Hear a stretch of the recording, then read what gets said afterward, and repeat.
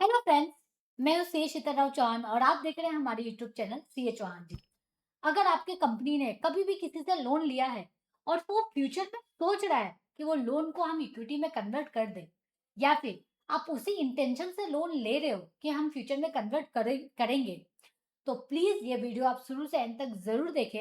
अगर आप कंपनी के डायरेक्टर हो, मेंबर हो, कंपनी के हो, या फिर एक वैसा पर्सन जिसने कंपनी को लोन दिया है, मीन्स अगर आप लेंडर हो, तो प्लीज ये वीडियो आप शुरू से एंड तक जरूर देखें।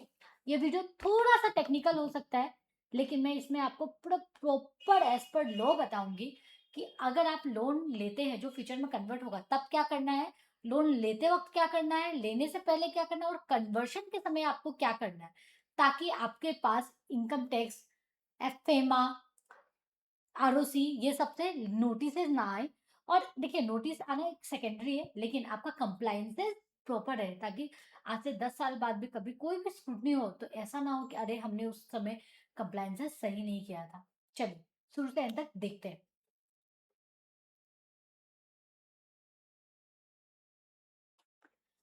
ये इससे पहले मैं आपको एक स्टोरी बता देती हूँ, एक बैकग्राउंड में आपको दे देती हूँ। देखिए,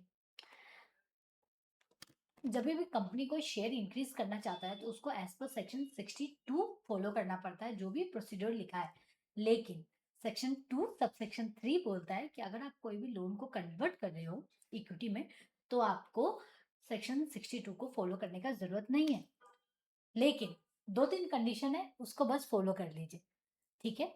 तब ये दो तीन कंडीशन से ही आपको पूरा समझ में आ जाएगा कि अगर आप कभी फ्यूचर में लोन को इक्विटी में कन्वर्ट करना चाह रहे हो, या फिर अभी आप लोन ले रहे हो ताकि आप फ्यूचर में उसको कन्वर्ट करोगे, या फिर बहुत पहले आपने लोन लिया है अब उसको आप कन्वर्ट करना चाहते हो, तो आपको क्या क्या चीज का ध्यान रखना है। चलिए स्टेप बाय स्टेप चलते हैं। Procedure before accepting the loan, loan लेने से पहले आपको क्या क्या करना है। ओके,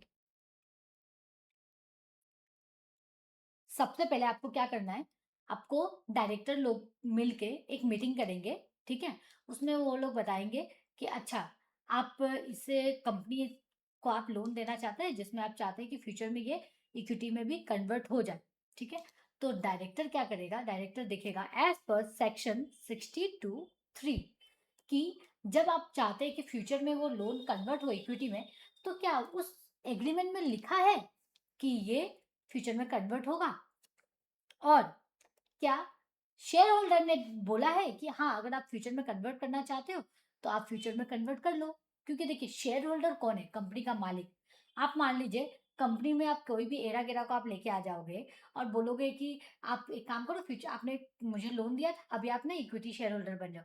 तो आपको क्या लगता है, शेयर होल्डर जो ओनर है उसको अच्छा लगेगा आपके घर पे अगर मैं आके के बोलूं कि एक काम करो, आप ना मैं इतने दिन आपके घर में मेहमान बन के रह रही हूँ, एक काम करो, आप अब हट जाओ, मैं ही आपके घर में मेहमान बन जाती हूँ, आपको एक्सेप्टेंस आप करोगे क्या, नहीं करोगे ना।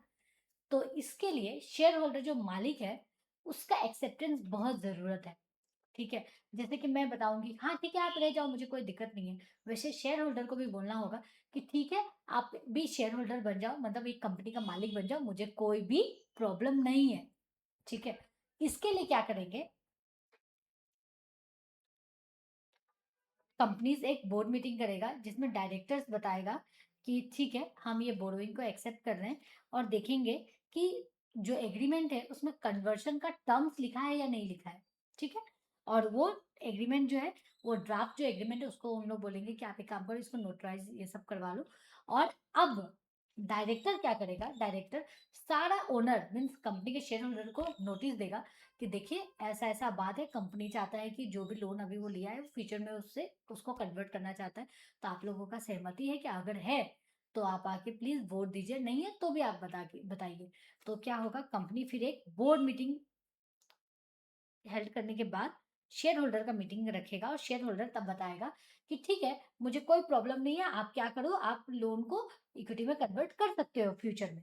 तब जैसे वो बोलेगा तो उसमें 75% मेंबर मिनिमम अप्रूव करना होगा। इसका मतलब ये है कि अगर हम लोग घर पे मान लीजिए सारे फैमिली मेंबर रहते हैं, तो उसमें 75% बोलना होगा कि हाँ ठीक है आप भी हमारी कंपनी का मालिक बन जाओ, हमें कोई भी प्रॉब्लम नहीं है। तो वैसे मान लीजिए शेयर होल्डर ने बोल दिया, जैसे वो बोलेगा वैसे क्या करना होगा कंपनी को, with in 30 days of special resolution, जो 75% जो अप्रूवल दिया उसको हम लोग बोलते हैं स्पेशल रिजोल्यूशन, देते ही उसको with in 30 days MGT 14 file करना पड़ेगा। और जैसे एमजीटी 14 फाइल किया उसमें उसको क्या क्या लगाना पड़ेगा, मान लीजिए स्पेशल रिजोल्यूशन जो पास किया उसका कॉपी लोन एग्रीमेंट की, हाँ लोन एग्रीमेंट में लिखा गया था कि ये कन्वर्ट होगा, और बोर्ड रिजोल्यूशन, ठीक है, कि डायरेक्टर ने बोला कि जब स्पेशल रिजोल्यूशन मतलब जब शेयर होल्डर ने रिजोल्यूशन पास किया, बोर्ड रिजोल्यूशन मतलब जब डायरेक्टर ने रिजोल्यूशन पास किया, ठीक है, तो ये करना होगा। अब मीन्स लेने से पहले हमें क्या देखना होगा, ये देखना होगा कि एग्रीमेंट में लिखा है कि नहीं, शेयर होल्डर 75% शेयर होल्डर ने बोला कि हाँ आप फ्यूचर में कन्वर्ट कर सकते हो, और कंपनी ने क्या किया, एमजीटी 14 फाइल कर दिया, ठीक है। अब वाइल एक्सेप्टिंग, जब ले रहे हैं तब कंपनी को क्या करना है, अब आज के दिन मैं ले रही हूँ तो मैं बैंक से ले लूंगी, लेने के बाद मैं देखूंगी कि कोई कोई जो एक्ट है जो बताता है कि कंपनी लोन ले सकता है उसको फॉलो कर रहा है या नहीं। जैसे मान लीजिए सेक्शन 180 जो है, ये हमें बताता है कि अगर आप बोरोइंग एक्सेस ले रहे हैं तो हमें स्पेशल रिजोल्यूशन पास करना चाहिए, ये सब फॉलो हो रहा है या नहीं, ठीक है, फीमा ये सब का कोई रेगुलेशन वायोलेट तो नहीं हो रहा है, ये सब देखना होगा। अब procedure at the time of conversion, अब जिस दिन कन्वर्ट करें मतलब लोन को अब इक्विटी में कन्वर्ट करें तब क्या देखना है, ये देखा जाएगा। अब आज के दिन मीन्स मान लीजिए हमने 2-3 साल पहले लिया था लोन, और उस समय हमने ने स्पेशल रिजोल्यूशन पास कर दिया, एमजीटी 14 भी भर दिया। अब आज का दिन वो बंदा आया बोले कि सुनो अब हमें इक्विटी, अब हमें जो हम लोन दिए उससे अब हमें चेंज करके मालिक बना दो, तो आज के दिन क्या करना है, आज के दिन डायरेक्टर क्या करेगा, चेक करेगा कि जो भी कंडीशन लिखा लिखा गया था, मीन्स कंडीशन क्या था, स्पेशल रिजोल्यूशन पास हुआ है और एमजीटी 14 फाइल हुआ है या नहीं, और टर्म्स में लिखा है कि नहीं कि कन्वर्ट कर सकता है, वो अगर फॉलो हुआ है कि नहीं वो चेक कर लेगा। फिर देखेगा कि जो लेंडर है वो रिक्वेस्ट किया है कंपनी को कि हाँ आप मुझे कन्वर्ट करना है, ठीक है, और देखेगा कि वैल्यूएशन हुआ है कि नहीं कंपनी को। मीन्स मान लीजिए अगर वैल्यूएशन नहीं होगा तो कैसे पता चलेगा कि आज जो उसको वैल्यू मिल रहा है उसके लोन के अगेंस्ट, मतलब वो आज जो मालिक बन रहा है वो सही अमाउंट का मालिक बन रहा है या नहीं, तो इसके लिए वैल्यूएशन रिपोर्ट भी लगाना पड़ेगा, ठीक है।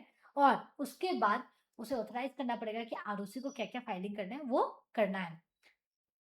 तो अब मान लीजिए कन्वर्शन के लिए बोर्ड ऑफ डायरेक्टर ने बोल दिया कि हाँ मैंने देख लिया आपने पुराना एसआर पास कर दिया है और आपका एग्रीमेंट में लिखा है, तो आज के दिन और क्या करना होगा, कंपनी को PS3 फाइल करना पड़ेगा आरओसी को विद इन 30 डेज, ठीक है, ऑफ डेट ऑफ अलॉटमेंट। जैसे उसको कन्वर्ट करना चाहता है उसका 30 डेज के अंदर अंदर आरओसी को बताना होगा कि हाँ मैंने ये पर्सन को इतना शेयर दे दिया। उसके साथ साथ HS7 भी फाइल करना होगा। HS7 क्या होता है, जब शेयर मान लीजिए 1 लाख है, 1 लाख से जब 10 लाख हुआ, मान लीजिए लोन था 10 लाख का, अब 1 लाख से 10 लाख जब बढ़ा तो कितना होगा, 11 लाख जब हुआ, तो 10 लाख का जो इंक्रीज हुआ इसको SH7 में आरओसी को बताया जाता है कि हमने इतना शेयर इशू किया है, क्यों, क्योंकि हम लोग लोन को कन्वर्ट करें, तो SH7 भी फाइल करना होगा। अब करने के बाद आपको तो लग रहा होगा कि एमजीटी 14 भी फाइल करना पड़ेगा, नहीं क्योंकि वो बहुत पहले ही फाइल कर दिया था, तो यहाँ पे आरओसी को 2 कंप्लायंसेस करना पड़ता है जब हम लोग कन्वर्ट करते हैं, मन से लोन लेते हैं उससे पहले एमजीटी 14, और जिस दिन हम लोग कन्वर्ट करें उसमें पास 3 और SH7, ये करने के बाद अब आरओसी करने के बाद कंपनी का क्या काम है, कंपनी अब उसको जब मालिक बनाया तो उसको तो कुछ तो देना पड़ेगा, तो कंपनी उसको शेयर सर्टिफिकेट दे देगा, अपना रजिस्टर ऑफ मेंबर के लिस्ट में उसका भी नाम अब लिख दिया जाएगा, ठीक है। और ये सारा चीज जो है अपना स्टेटूटरी रजिस्टर जो हो गया, डायरेक्टर रिपोर्ट ये सब हो गया, ये सब में इसको इन्वॉल्व करना पड़ेगा।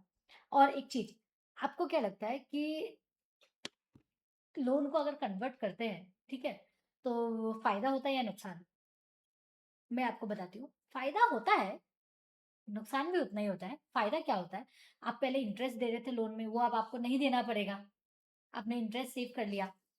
कंपनी का जैसे दिखता है कि जैसे मान लीजिए अगर आप 1 लाख कमा रहे हैं तो दिख रहा है कि आप 10 लाख का लोन ही लेके रखे हुए हैं, तो इससे क्या दिखता है कि अच्छा इसका लोन ही ज्यादा है, तो वो नहीं दिखेगा, वो फाइनेंशियल आपका अच्छा दिखेगा। इन्वेस्टर लोग को बिलीव होगा आपके ऊपर कि हाँ ये कंपनी का लोन कम है और शेयर होल्डर ज्यादा है तो ये कंपनी बहुत अच्छा करेगा। लेकिन लेकिन डिसएडवांटेज बहुत सारे हैं, लेकिन सबसे मेजर डिसएडवांटेज ये है ना जो मैं आपके साथ शेयर करूंगी, देखिएगा।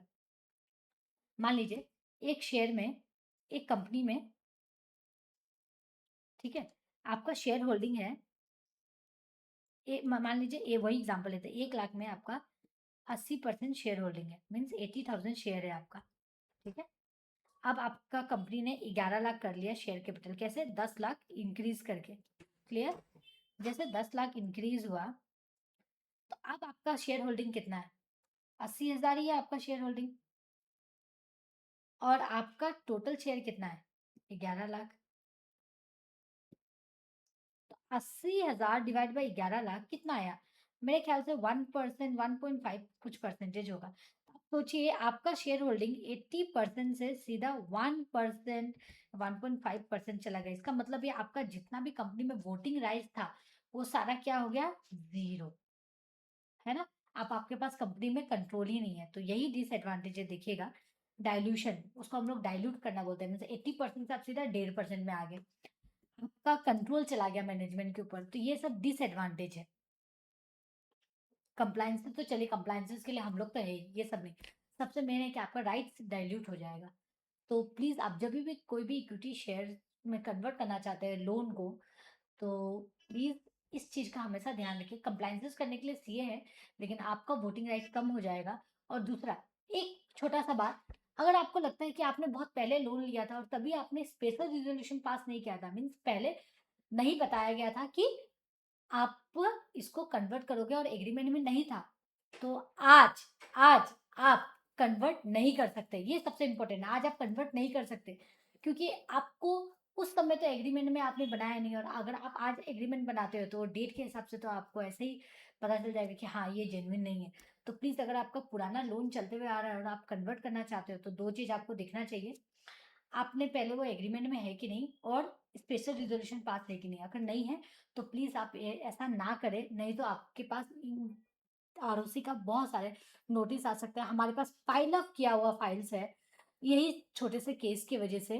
तो प्लीज ऐसा आपके साथ ना हो, तो अपडेटेड रहिए, और साथ ही साथ कंप्लायंसेस का अच्छे से फॉलो कीजिए, ताकि फ्यूचर में, मीन्स क्या होता है ना, जब आप कंप्लायंसेस आज तो आप काम कर दिए, फ्यूचर में क्या होता है, जब आप बहुत अच्छी पोजीशन में चले जाते हो, तो एक कंप्लायंसेस का लूप होल की वजह से वो सारा पोजीशन नीचे आ जाता है, मीन्स जीरो में आ जाता है। तो ऐसा ना हो, तो इसके लिए हम वीडियो बनाए हैं आपको अपडेट करने के लिए।